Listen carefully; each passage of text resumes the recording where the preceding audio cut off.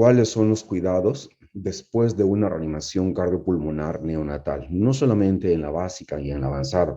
Y efectivamente para esta entrega, lo que vamos a hacer es trabajar sobre algunos tópicos importantes. Dentro de ellas, básicamente, qué hacer luego, inmediatamente, a una reanimación cardiopulmonar efectiva o con inconvenientes o con tropiezos.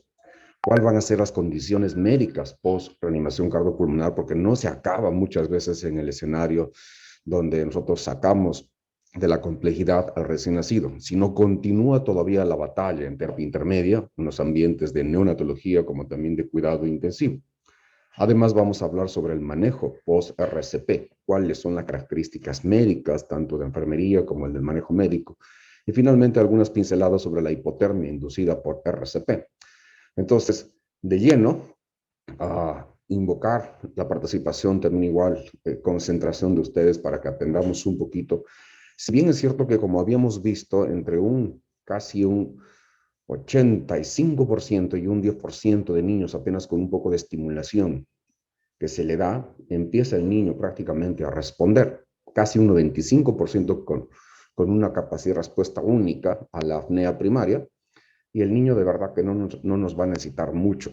Por consiguiente, la mayoría de los niños que vamos a recibir, si todos van muy bien, ¿qué cuidado post-RCP? Ninguno. Simplemente el apego precoz con la madre, con el contacto inmediato, el hecho de que inicie su lactancia materna en forma inmediata es la condición sine qua non, sin discusión. Sin embargo, como nosotros hacemos un triaje, como hemos visto en las conferencias, efectivamente tenemos que chequear los factores de riesgo y presumir o suponer en forma audaz qué es lo que puedo yo esperar en la parte evolutiva en el recién nacido y en sus horarios de adaptación, porque el chico no significa que ya nació y ya se defendió, no, tenemos que ver en las primeras 2 horas de adaptación qué inconvenientes ahora los vamos a mencionar después del parto y qué cosas tenemos que valorar efectivamente, no solamente en el hecho de que tengamos el 5% de atención con reanimación cardiopulmonar. En cualquier escenario postnatal tenemos que valorar el patrón respiratorio, no solamente por el aumento de la frecuencia respiratoria llamada taquipnea, sino la profundidad, la amplexación, el uso de músculos accesorios como los tirajes y todas las características. Tenemos que ver cómo el niño se adapta a la termorregulación, y adelanto noticioso para la octava edición, en todo el algoritmo que ya ustedes han visto, ya se ve en la octava edición que la termorregulación va a ser prioridad importante también durante la reanimación cardiopulmonar. Ya se ve que lo que tenemos que garantizar en toda la RCP, sea prematuro o simplemente a término, con inconvenientes que requieran reanimación básica y avanzada, garantizar una temperatura ambiente. En ese escenario tenemos que prepararnos según lo que dice la octava edición, la nueva que va a salir probablemente para medio año. Ahora, ¿tenemos que tener el cuidado postnatal con la alimentación? Claro que sí. Tenemos que ver cómo el niño se adapta y muchas veces los vemos los pequeños que regurgitan, vomitan, hasta inclusive hemorragias que se les ven ahí en el detalle de cómo es que este chico empieza a tener inconvenientes. Por otro lado, su capacidad de reactividad con el entorno, su actividad espontánea, sea estímulos o simplemente en forma así espontánea, los niños se conectan con el escenario del ambiente y eso nos ayuda prácticamente a entenderlos bien. Entonces, la característica, si pudiésemos, ok, eh, los invito a entrar sin, por favor, sin, sin micrófono. Entonces, para que lo tengamos un poco más en cuenta en lo que tenemos que garantizar ahora en los cuidados efectivamente por reanimación, ya donde nos importa entrar, tenemos que valorar básicamente la continuidad de la necesidad del apoyo oxigenatorio, no solamente así en forma acompañada por diferentes, llámese cánula binasal, el casco cefálico que le apoyamos con HUD como si fuera prácticamente un apoyo directo, rápido para garantizar un buen FIO2. Muchas veces no solamente los altos flujos, sino garantizar también una ventilación a presión positiva, a pesar que lo pudiéramos haber sacado en esta situación de una reanimación cardiopulmonar, con todo el equipo, con todo el algoritmo, en toda una sala organizada, montada con la idea de que efectivamente estamos al pendiente de lo que está pasando con ese chiquitín una vez que ya lo sacamos. En ese oxígeno adicional, en esa capacidad de dar un apoyo para que no exista un trabajo respiratorio importante, y la acompañamos con un CPAP, una presión al final de la expiración como la inspiración, a eso se llama CPAP, para disminuir el trabajo de la mecánica ventilatoria. Y efectivamente, en última instancia, por suerte, ya tenemos la ventilación mecánica con dos excelentes ventiladores neonatales de alto nivel. Hoy día también estuvimos repasando al grupo y por supuesto ya con los ingenieros que nos han dado ya las pinceladas finales, no solamente para la calibración, sino para el funcionamiento de los diferentes modos.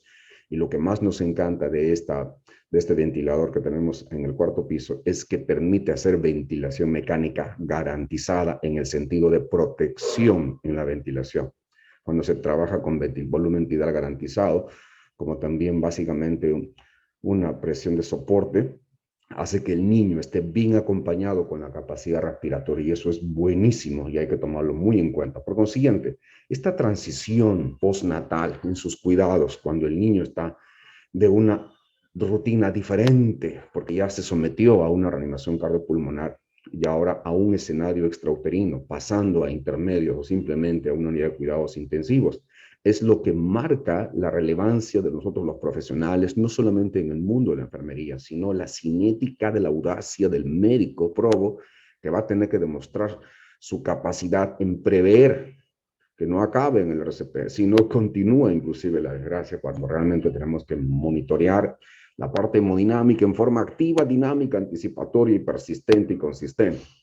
De ahí que la otra cosa que también tenemos que acompañar es en la empatía emocional, porque la verdad que no solamente es cuestión de sacarlo al niño, qué cosas hay en el otro lado de la trinchera, cuáles, cómo sienten los padres prácticamente esta desgracia fatal de que el bebé ha pasado por una reanimación cardiopulmonar, lo hemos traído del más allá y está acá en el presente y tenemos que tener también igual el profesionalismo emocional con la empatía teledirigida, sobre todo con ese garbo que nos debe caracterizar a los que somos verdaderamente pediatras o también a los que manejan muy bien el mundo de la licenciatura en neonatología, porque ese acompañamiento emocional, como dice la Academia Americana de Pediatría y el AJA, es lo que marca la diferencia, nos trasciende y por otro lado nos permite realmente estar en la fibra sensitiva del corazón, tanto del padre y la madre, sobre todo con la firmeza amorosa, para que inclusive no solamente lo vean al recién nacido, sino que también lo toquen.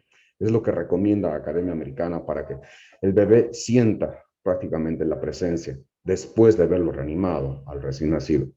Entonces, aquí me detengo un poco en esta diapositiva porque las condiciones médicas que representan en neonatos después de un RCP están enfocadas no solamente en el sistema neurológico, a nivel respiratorio, cardiovascular, renal, gastrointestinal, endocrino, metabólico, hematológico y constitucional. Si hablamos en el escenario neurológico, los signos clínicos y hallazgos de laboratorio que tenemos que manejar en el escenario, básicamente los signos importantes como buenos clínicos, es el detalle de ver apneas más allá de los 30 segundos, las convulsiones con diferentes presentaciones. Tenemos que ser muy prácticamente así, ojos de águila, percibiendo diferentes presentaciones que a veces pueden ser eventos convulsivos y pseudoconvulsivos, y esto es lo que tenemos que tener audacia.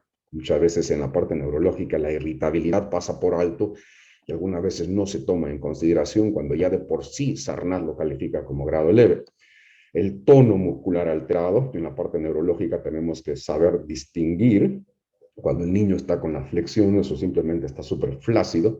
La evaluación neurológica alterada ya desde ya es un reto para el buen clínico, al pediatra y al neonatólogo. La mala coordinación, por ejemplo, en la alimentación es un criterio interesantísimo que hay que tomar muy en cuenta y eso hay que ver en la parte neurológica. Entonces, el control de la apnea como consideraciones de manejo, la ventilación de apoyo según sea necesario si el niño no responde prácticamente porque está en apnea. Seguir de la mano en la parte neurológica porque al cerebro le encanta la glucosa y también el manejo correcto de los electrolitos tenemos que estar siguiendo. Desde ya voy a decirles que de las condiciones de intensivismo, ya como intensivista, pediatra y también manejando el escenario neonatal, tenemos que considerar efectivamente evitar siempre la hipertermia porque si es dañina. La hipotermia es protectiva, pero la hipertermia es súper dañina. Tenemos que considerar una terapia anticonvulsiva si es que el niño, si es que el bebé recién nacido está presentando ya una secuela de una hipoxemia con una encefalopatía hipóxico-isquémica, y la terapia anticonvulsiva debe ser sine qua non, importantísima. Además de rescatar el escenario neuronal con lo que significa la terapia, que es de hipotermia terapéutica, que esto lo vamos a manejar más luego también igual, y hay que tomar en consideración. Considerar la posibilidad de retrasar el inicio de la alimentación y el uso de líquidos intravenosos muchas veces cuando el niño efectivamente ya tiene problemas diseminados por una persistencia de una asfixia que va a llevar a un medio ácido, un desequilibrio hidroelectrolítico y ácido básico que va a hacer que no se preste con el pH característico, ni siquiera para que exista una buena contractilidad, ni que los órganos tengan una redistribución prácticamente, no solamente hemodinámica, sino un soporte del medio interno adecuado como para que los órganos empiecen a trabajar correctamente en este síndrome de reperfusión. Dije reperfusión porque en muchos de ellos prácticamente dejó de llegar la sangre en un paro cardiorrespiratorio, paga siempre la periferia, la parte circulatoria central, los órganos nobles como el corazón, el cerebro, son los que realmente tienen que estar más protegidos y hay que estar al pendiente de eso. Si hablamos del otro ítem, que es el de la parte respiratoria, ¿qué tenemos que ser los avesados clínicos, incluyendo los ojos de enfermería, incluyendo los ojos del personal técnico de enfermería y, por supuesto, la mirada rápida, también un buen pediatra veterano de Vietnam, que va a estar al pendiente de la evaluación en la taquicardia, en la parte respiratoria? Algo que siempre me enseñaron mis maestros: el niño que se queja nos deja, porque el quejido es como un autopif.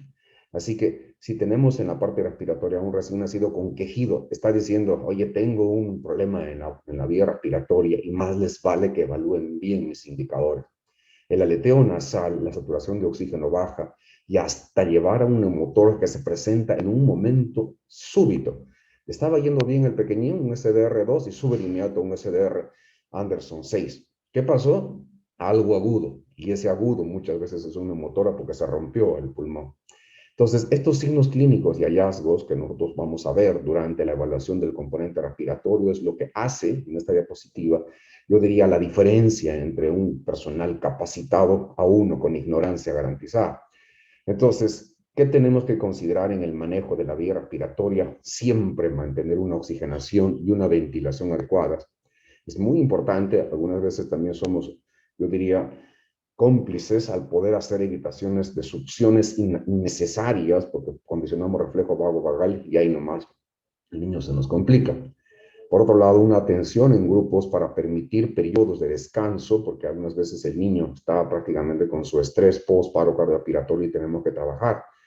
Muchas veces las complicaciones de tanta vía aérea prácticamente así penetrada por todo lo que le hemos dado, tanto por vía aérea prácticamente no invasiva y con el tubo endotraqueal, la posibilidad de que el niño se infecte y haga neumonía concreta la situación. Por eso que en la parte respiratoria lo que tenemos que vigilar es efectivamente que ya se pueda, inclusive desde ya nomás en forma empírica, iniciar con la cobertura antibiótica. De cajón considerar los rayos X y la gasometría en sangre para hacer una evaluación bien proba y que nos permite efectivamente tomar en cuenta lo que se debe de hacer en todo ello. Además, considerar la terapia de surfactantes, sobre todo para los pacientes que son prematuros, y desde ya tenerlos siempre en disponibilidad para que se tenga ahí la posibilidad de rescatar y reclutar todos esos alvéolos que parecen prácticamente de hígado. Considerar la posibilidad de retrasar el inicio de la alimentación y el uso de líquidos intravenosos en la parte respiratoria, porque lo importante ahorita es enfocarnos básicamente a un buen escenario. En la parte cardiovascular, yo creo que como buenos clínicos, los signos que tenemos que ver es, de repente no se toman muy en cuenta porque casi no se tienen unidades, inclusive hasta avanzadas, el bendito tensiómetro para una evaluación no invasiva, pero tenemos que acostumbrarnos a manejar la no invasividad con nuestros tensiómetros acoplados a nuestro monitor para un buen monitoreo hemodinámico, porque no solamente la presión arterial, sino la frecuencia cardíaca, el pulso, como también el hecho de evaluar los indicadores hemodinámicos que tienen que ver con el gasto urinario, si es que manejamos vía central, no solamente la presión arterial invasiva, sino también el hecho de una PVC, que nos permita sí realmente monitorear el corazón en lo que es precarga, la misma situación de contractilidad y la postcarga. Entonces, en la parte cardiovascular, ¿implica la acidosis metabólica también para su escenario? Claro que sí. ¿Qué adrenalina funciona con pH 7.0? Ninguno. Con pH 7.2 para arriba, cualquiera. Entonces, si no tenemos ese control de la acidosis metabólica con acidosis láctica, y muchas veces, como hemos visto en todo el curso, en neonatología, en RCP, es una acidosis mixta. Entonces, ¿qué escenario tenemos que considerar de manejo aquí en la parte cardiovascular? Efectivamente, el control de la presión arterial y la frecuencia cardíaca. Una buena enfermería, los buenos guerreros garantizan hacer todas esas cosas y por eso que es muy importante que lo hagamos. Considerar el reemplazo de volumen o administración de inotropos si el bebé lo necesita, porque la hipotensión persistente, si repongo volumen y no mejora, ese niño está con una inestabilidad cardiovascular intrínseca prácticamente a las fuerzas de contracción de Frank-Starling y ahí necesita apoyo inotrópico. Eso sí lo dan ya los verdaderos inotropos. Entonces, estamos haciendo una evaluación minuciosa, no solamente de los sistemas, sino de qué cosa es lo que debo de ver en estos sistemas y cómo lo vamos a abordar. En la parte renal, si bien es cierto que la producción de orina está dependiendo del flujo del gasto cardíaco, como también de una hemodinamia, si tenemos una hipodinamia, definitivamente vamos a tener inconvenientes. Entonces, la idea es, si tenemos una buena producción de orina, es porque hay buena hemodinamia, pero si no tenemos un buen gasto urinario, es porque la hemodinamia está afectada por diferentes condiciones en la precarga, en la contractilidad y en la poscarga. Entonces, tenemos que ver esa situación como buenos clínicos, como buena semiología, que todavía la rescatamos de la parte universitaria, el buscar edemas, anomalías también en el mundo renal de los electrolitos, porque estas representan básicamente sus características de buena evolución. ¿Qué es lo que un buen clínico como intensivista empieza a garantizar prácticamente en el manejo hemodinámico? Es el control de la producción de orina. Nos encanta el gasto urinario. Un cc kilo hora, se acabó. Estamos felices con ese gasto urinario. Controlar los electrolitos en suero es muy importante para ver el detalle. También el delta de peso, porque si un niño ha bajado de peso, la deshidratación inminente, tomando en cuenta la semana, en los términos hasta en lo prematuro, 2 semanas de pérdida, y ese delta tiene que estar prácticamente con todas las de ley. Entonces, ahí es donde tenemos que entrar a trabajar un poquito en el hecho de también en algunos casos hasta restringir inclusive el líquido si el bebé disminuyó su producción de orina y el volumen vascular si es adecuado o no. Porque hay condiciones donde el riñón no es porque el corazón prácticamente esté bombeando. Algunas veces hay corazones que no bombean, caso de la insuficiencia cardíaca, caso del bajo gasto cardíaco, donde no va a recibir porque no hay buena contractilidad y se va a acumular, se va a encharcar entre el pulmón y el corazón y eso a veces causa un bajo gasto cardíaco. Entonces, cosas así que ustedes tienen que tomar en cuenta como buenos clínicos, y hay el trabajo conjunto. Cuanto más tengamos ojos de águila y estamos viendo ahí nuestra característica, genial.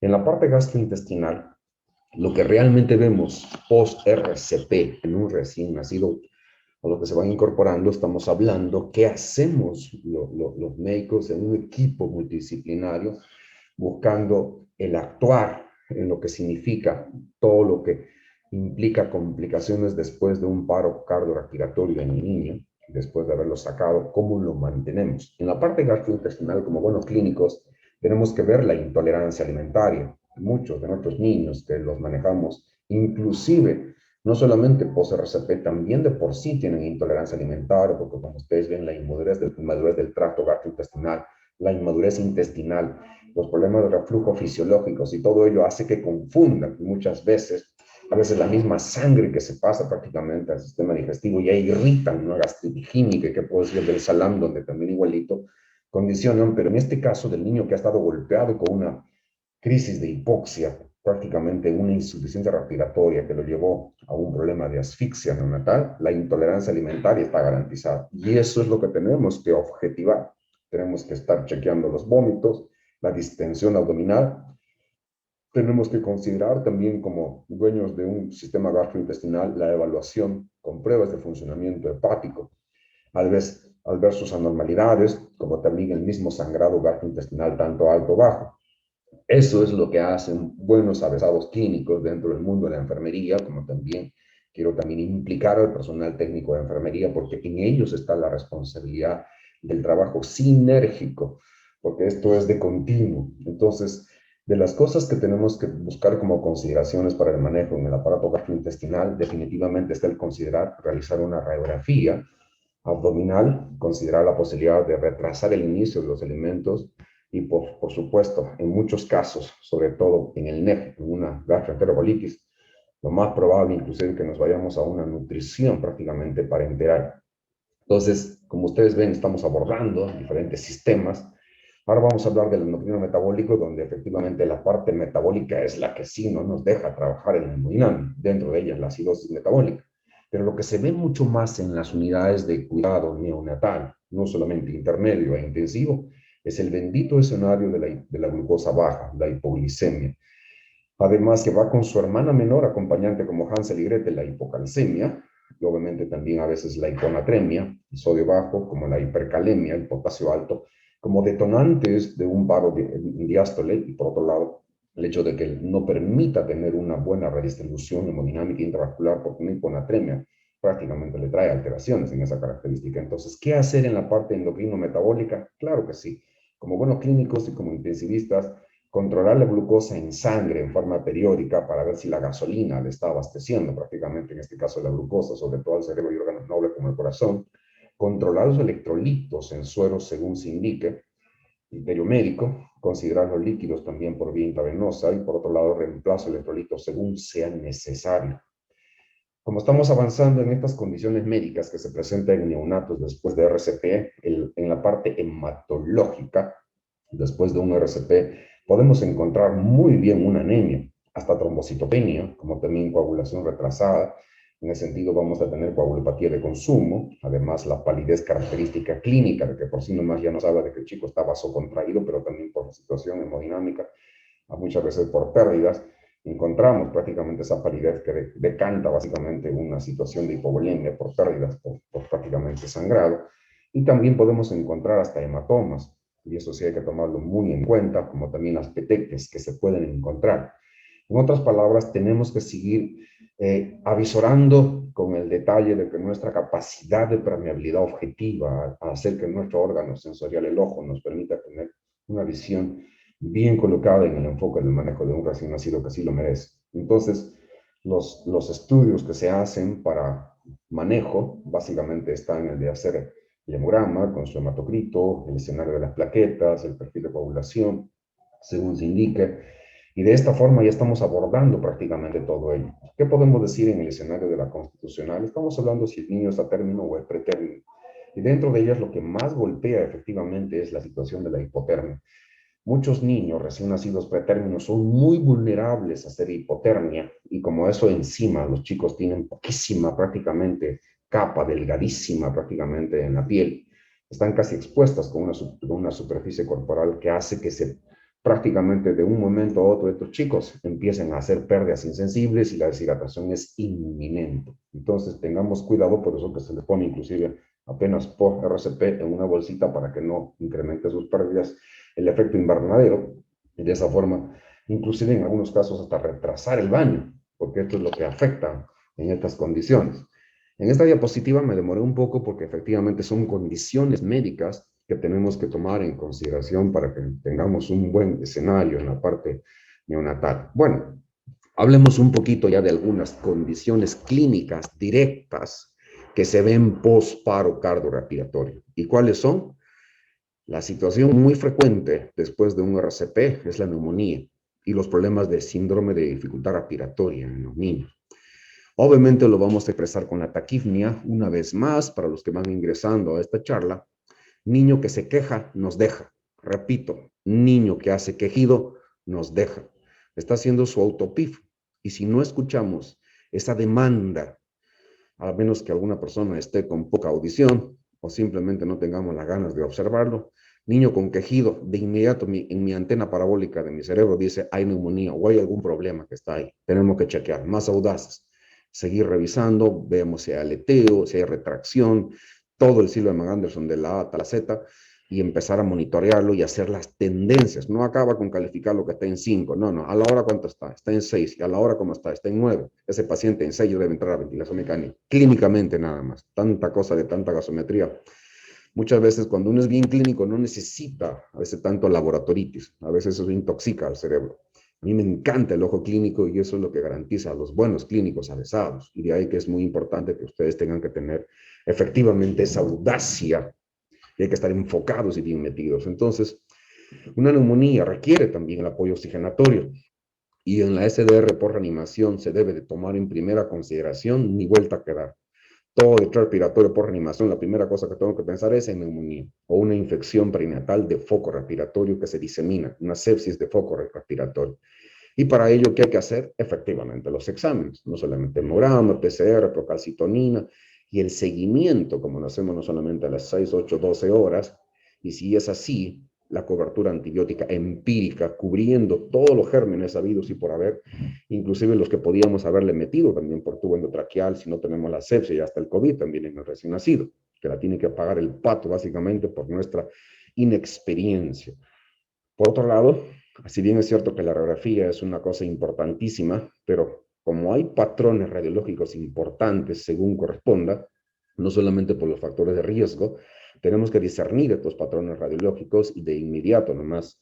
Si tenemos un esmeril en el escenario de un pretérmino, estamos hablando de una membrana hialina. La placa de parche es lo que caracteriza un salam. La placa hiperinsuflada en un recién nacido a término que se sometió de frente, básicamente a un parto cesárea sin trabajo de parto, taquignia transitoria. Entonces uno ya va viendo básicamente las características de los patrones como para que el médico clínico ya empiece a discernir y tener su estrategia. Claro que algunas veces se ponen las cosas mixtas, incluyendo neumotoras y otras complicaciones que hemos visto hasta hernia diafragmática. Entonces, una cosa que sí es muy importante, que garantiza que un equipo esté bien organizado, no es que solamente un médico lo esté, ni que una enfermera. A mí me encanta en estas revisiones, estoy viendo enfermeras y enfermeros que tengo que elogiarlos porque sí de verdad están con ganas de aprender, con ganas de destacar y por supuesto con ganas de contribuir, y eso es lo que me orgullece trabajar con ustedes, y por eso que aquí el aliento de conocimientos con la idea de compartir con ustedes esta saga de oportunidad que les va a permitir tener mejor criterio. Algo que siempre me he dado cuenta, que el sufrimiento de la ignorancia es básicamente eso, ignorar. Y uno tiene temor, se incrementa el estrés cuando con conocimiento dirigido, cómo es que la elegancia del conocimiento así permite con la sabiduría tener magia de poder y así tener un escenario clínico. Por consiguiente, si yo tengo un deterioro agudo, rápido, así de un momento a otro, a la cabeza, neumotórax, aún el niño haya pasado un estado de reanimación cardiopulmonar.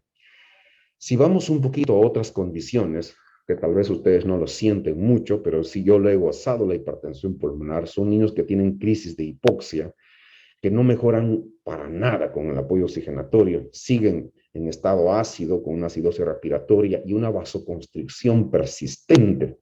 Es como que si los vasos sanguíneos del cerebro no se hubieran abierto, no han hecho vasodilatación pulmonar, y esa vasocontracción pulmonar en los vasos refleja justamente la falta de relajación de esos vasos pulmonares, por eso que se llama hipertensión pulmonar, por un problema persistente básicamente de esos vasos que están vasoespasmados, contraídos. Y precisamente lo vemos más en edades gestacionales de 34 para arriba. Son chicos que a uno le da apoyo oxigenatorio suplementario y no mejora. Son chicos que uno los ve prácticamente un deterioro persistente de la oxigenación y una desaturación persistente hasta que uno encuentra las causas. Pero para esto necesitamos ya entrar con el abordaje, no solamente con el oxígeno. La hipoxia es un productor único de vasoconstricción, por eso que el oxígeno, aunque no lo crean, esta vez con FIO2 importante, el oxígeno aumenta la vasodilatación. Hemos visto en un recién nacido normal solamente aumentar la ventilación, la presión positiva. El hecho de que el niño expanda produce vasodilatación, pero hay algunos niños que no lo hacen. Esos son los pretérminos, efectivamente. Y muchas veces vamos a tener que utilizar estrategias ventilatorias con el mismo ventilador en alta frecuencia, como también utilizar el óxido nítrico, el inhalado, como también hasta el ECMO, como la ventilación de alta frecuencia propiamente dicho. Son cosas que tenemos que considerar. Ahora, una de las cosas que sí yo recomendaría que ustedes, por favor, estén poco a poco un poco más, yo diría, entrenados en que usen el manguito, por favor, del tensiómetro. Yo veo que a veces no hay buena práctica de hacer una medida. Yo les recomiendo que sí lo hagan porque enfermera intensivista que no me mide presión arterial no es enfermera intensivista, no es enfermera neonatóloga. Tiene que aprender a hacerlo. Y aunque no lo crean, la hipotensión es la determinante de una hemodinamia que está afectada y no va a permitir buen gasto, no solamente cardíaco, sino gasto cerebral, gasto renal, gasto hepático. Los órganos van a estar hipoperfundidos y prácticamente se altera toda la economía holísticamente hablando. En ese escenario es muy importante. Entonces, hay diferentes causas de hipotensión arterial post-paro cardiorrespiratorio y lo explica a la cabeza la misma hipoxemia. La hipoxemia produce acidosis láctica, acidosis metabólica, muchas veces mixta. Y por otro lado, esta hipoxemia profunda es la que hace que el corazón no funcione bien, tanto en la precarga, contractilidad y postcarga. Y el tono de los vasos sanguíneos va a estar alterado con una vasoconstricción inclusive periférica para garantizar, y eso muchas veces es característico de una hipotensión arterial, caída de la diastólica, caída de la sistólica, pero también condiciones de pérdida son las que hacen que nosotros encontremos. La hipovolemia es una de ellas, pero no solamente porque esté por ahí perdiéndose en el intravascular, sino también la bendita sepsis, en este caso ya es por una vasoplegia. Esta vasoplegia es porque los vasos sanguíneos se dilatan en forma sistémica, total. Es como si yo quisiera caminar 5 litros en mi cuerpo, pero ahorita está vasodilatado, que tengo todavía volumen, digamos, limitado para mí, como para un espacio más abierto, digamos que sea de 7 litros como para capacidad, pero como funciona 5, se ha vasoelastizado mi sistema circulatorio y necesito más volumen. Por eso que la precarga en los pacientes con sepsis, inclusive con sepsis importantes, con shock séptico, necesitamos más precarga de volumen, con más PVC se trabaja estos pacientes. Esas características, olfatearlas nada más en un paciente con sepsis, más una acidosis metabólica, ya es una sepsis severa. Y si le cae la presión y no mejora con reposición de volumen, estamos en un shock séptico. Así de concreto nada más. Entonces, el control de la presión arterial es lo que garantiza, una vez más, el hecho de que una buena enfermera bien acuartelada con sus principios y con sus conocimientos, básicamente manejando la ciencia de la licenciatura, permita manejar básicamente un buen comportamiento. Y hablamos ya del escenario médico, donde al médico, al lobo de Wall Street, le corresponde ya manejar ya la reposición respectiva, como el manejo de cristaloides o las transfusiones, no solamente de paquete globular, si hay pérdida hematológica de glóbulos rojos, como también el de pasar plasma, de acuerdo a las alteraciones respectivas, como también hasta el concentrado plaquetario si estuviese afectado. Entonces, en caso de que no exista una buena respuesta al escenario de volumen, recién entramos los intensivistas a entrar a trabajar con los inotrópicos, algunas veces inodilatadores, como la dopamina, que es un excelente efecto inotrópico, garantiza una buena frecuencia cardíaca, garantiza inotropismo, hace contraer al corazón, lo zamaquea al motor y le dice a funcionar, papito. Entonces, la dobutamina también es un buen vasodilatador pulmonar, además de inotrópico. Estos dos son los más importantes usados en neonatología y es lo que recomiendo que lo sepan preparar y lo sepan dominar. Yo que les puedo recomendar como ya gente que está rankeada en el manejo de todas estas aminas, con que sepan dopamina, dobutamina, suficiente para comenzar. Esto es muy importante. Entonces, otra condición que se ve muy frecuente, estamos hablando de ya condiciones médicas después de un RCP. Estamos viendo la hipoglicemia, efectivamente, y en esa característica de que el niño tiene un metabolismo alterado porque no le llega sangre ni siquiera ni al talón. Entonces, el niño ya está con una acidosis metabólica y una acidosis láctica, donde el chico está en consumismo de prácticamente del escenario oxigenatorio y va a tener un medio anaerobio. Y en esas condiciones, todas nuestras reservas, aunque no lo crean, se agotan, se acaban, ya no hay gasolina. Y esa gasolina se llama glucosa.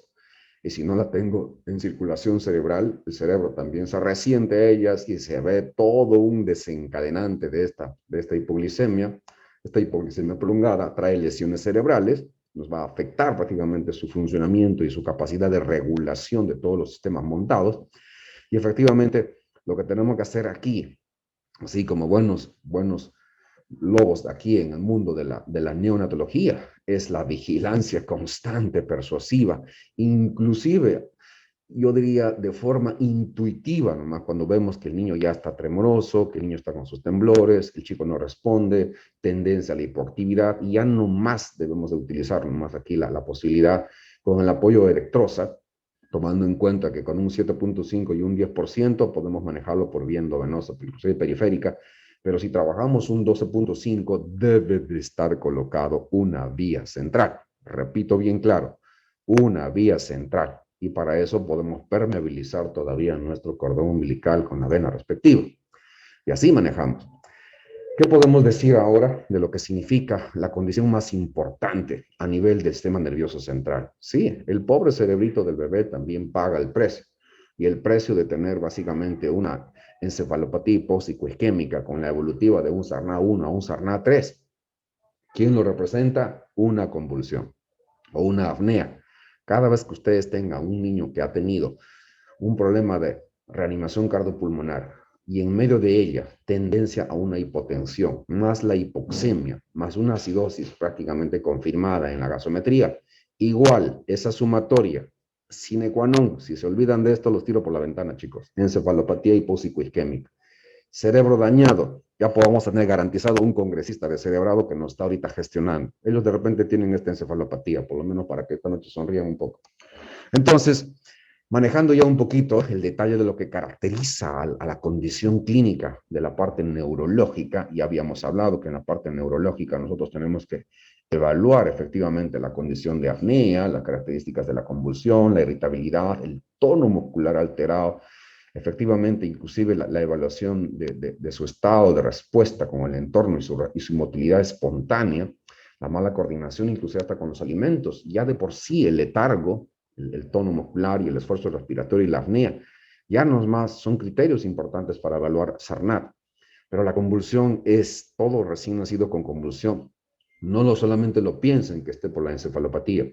Recuerden que también hay un inconveniente probablemente en esto y para eso tenemos que trabajar en el escenario de considerar sobre todo también otros detalles. Por ejemplo, ustedes pueden ver también que cuando estamos en el mundo de la anestesiología, la exposición a medicamentos, sea narcóticos, anestésicos, infecciones, como las anomalías electrolíticas o metabólicas, que son también las causantes número uno de convulsiones en el mundo neonatal, hay que manejar.